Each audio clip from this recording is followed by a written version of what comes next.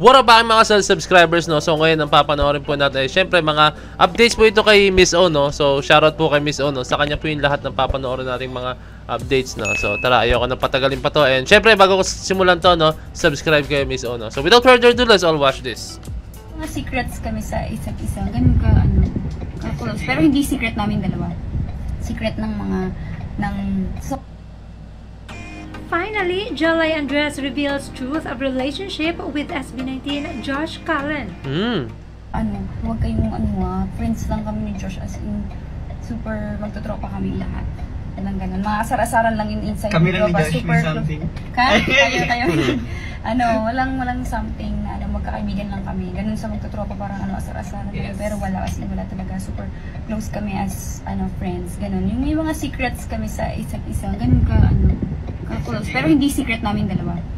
Secret ng mga sa magkakaibigan, ganun. Yung kumbaga parang sa level na may pinagkakatiwalaan mo yung tao, ganun. Yun. True! Yun, di ba? Yes! Tsaka nagkita naman kami pag may time.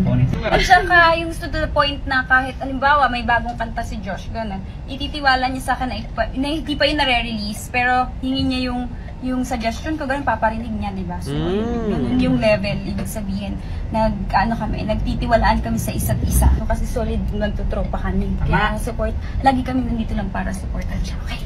So, pinta tayo lang. Supporting each other. Ganun naman talaga kami. O pag may content ako, di ba? Pag may ganap, dumadating siya. Kahit sa mga friends ko, may ganap, pumupunta rin siya. Kasi mga kaibigan ko, kahit yung mga artista friends ko, gusto ko support din nila si Josh. Kaya ganun. Tapos kapag si Josh naman yung meron, kami naman yung laging nandyan. May music video siya, may ganito, may ganyan, di ba? Pag may bago siyang release na kanta, so support natin siya. Kasi syempre yung mga supporters din namin, gusto namin na magustuhan din nila si Josh. Ganon din si Josh. Ganon yung mga namin, circle namin, kahit walang camera, magkakaibigan po kami.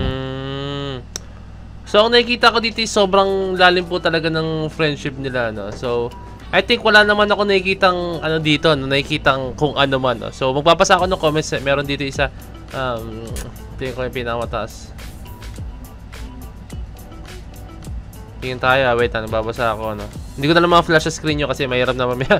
Pag fin-flash ko mamaya may lumabas na kung ano man, no? Or what. Kasi baka sabihin nyo, ba't nyo fin-flash yan? Baka privacy to. Pero may kita nyo naman sa comment, pero ayoko na lang i-flash sa screen nyo, no? Pero to, magbasa tayo, no? Ako na madalas nakatambay sa ihawan, no? Sabi ko lang, just respect their private lives. As a fan, wag delulu and know your limits. Don't cross that boundary na pati private or love life or mga decisions nila sa buhay papakialaman. I love them dahil sa music and talent as well sa personalities nila and not because of their personal lives, no? Ibalato nyo na sa kanila yun, no? So, ayun yung unang comment, no? Ay, tama, unang comment, no? So, para sa akin may sense yun, no? Kasi, SB19, kahit anong mangyari yan na naging idol na sila dahil sa musika ginagawa nila, no? And sa pag-push nila sa ginagawa nila, sa pag-pursue nila sa mga sa passion talaga nila, no? And sobrang nagustuhan natin yan. Pero syempre, yung character nila, yung attitude nila, na mas lalo tayong humanga doon dahil sa kanila, no? And mas sumang-ayon din ako sa sinabi nito, no? Kasi parang sinabi niya na hayaan na sa kanila yung ganong klaseng buhay kasi kumbaga may sarili silang decision eh. Tayong mga fans, parang wag natin masyadong kontrolin kung anong gusto nila. Kasi pag kinontrol lang sila, baka mawalan sila ng gana and maglaylo sila. Marami na ako nakilalang artist na ganyan, no? Or marami na akong basta marami na akong kilalang artist na ganyan na alam mo yun, yung sobrang toxic na mga fans, mismo pati personal lives nila parang pinapakialaman na parang ang hirap sila, nahihirapan at toxic na talaga. Like dumarating sa point na na-down sila, like umaalis sila sa talaga sa like sa ang tawag dito sa exposure, I mean sa basta yung limelight, no? Umaalis na talaga sila, like nagpahinga na sila, no? Ganon. Kaya wag na silang hayaan na maka-apekto sa kanila to, no? Eto, ano pa isa? Alam niyo po dahil nasa edad ng 40s na, I believe hindi naman masisikreto if dumating yung time na may magmahal at dumating yung mahal sa kanila or sa kanya. Sa ngayon, mga feel nyo naman if ready na ba sila or sa kanila for that. Be supportive and understanding kasi mahirap if nasa limelight, pressured, lahat ng mga bagay gusto nila i-private. So for now, enjoy lang mga dalaga dyan. Available and gusto mag-mingle. Mga years pa abutin before dating yun. Support kasi may gusto silang marating, hindi na para sa kanila. Dating ang panahon na si happiness dating yun. So napakadami. Tama ito. Puro halos mga comments dito is napaka-positive comments na itong mga to, no? Actually, si Josh kasi, ewan ko lang correct me if I'm wrong, no? Sa SB19, para sa akin si Josh ang more on saan talaga, sa social media talaga, no?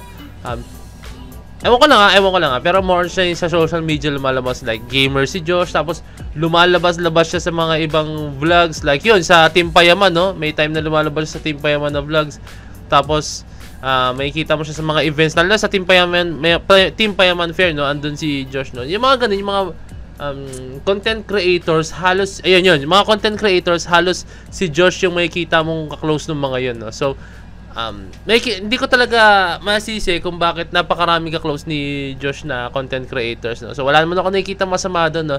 Kung meron man silang relasyon or what, kung meron man, okay, walang problema doon kasi buhay nila yun, no? Puso nila yun. As long as hindi sana makapekto ito sa career nila, no? As long hindi siya makapekto sa career nila. Kasi usually may mga ganyan talagang grupo, no? I think ganyan talaga sa grupo, no? Yung management is napakaigpit kasi iba talaga pag pumasok ka sa isang relasyon, even though na pinipigilan mo mangyari, like maapektuhan ka pag nag-away kayo, no? Talagang parang maapektuhan siya, ganun talagang mangyari, maapektuhan talaga siya, no? Kaya para sa akin okay naman yung takbo ng nila Josh ngayon, no? Ng SB19, no? Kasi hindi natin alam, baka meron silang mga may love life na or baka merong special someone, no? Pero gusto ko yung nangyari kasi kahit kung meron man kahit ganyan nangyari, talagang yung tiwala nila sa isa't isa or yung pagpupursige nila sa career nila, which ito yung sa SB19, no? Talagang andun pa rin, hindi nila hinahayaang mawala yung apoy, no? Kaya please supportahan natin sila, wag na silang i-bash or kontrolin masyado sa kung anong gustong gawin nila, no? Mahirap yun, maniwala kayo sa akin, napakahirap na, no? Yun, tara, tingin pa tayo. Ken to start 2024 with Crush Ilona Garcia collaboration for Asia Pacific Predator League 2024. Remember Ken's crush revelation on Karen Davelas interview with SB19, Ilona Garcia. naming Ilona Garcia? Nga po. Ken, sino gusto mo i-date? Ilona Garcia. Well, guess what? Ken will be sharing the stage with his crush Ilona on his very first event for 2024, the Asia Pacific Predator League 2024. Nako. And this Joke has lang. been named a special collab. On the other hand, Felipe's song Kanato Si-search ko si Ilona has been Garcia, trending 21 years on old siya. YouTube for music since it was released on Bata December pa? 22 up to January 8, 2024. It has also landed at the number 2 top spot on the top 10 digital songs on iTunes Ken ba ilang PH taon on na? the second week of January. Felipe will also be performing live at 12 Monkeys Music Hall and Pub on January 16, 8 p.m.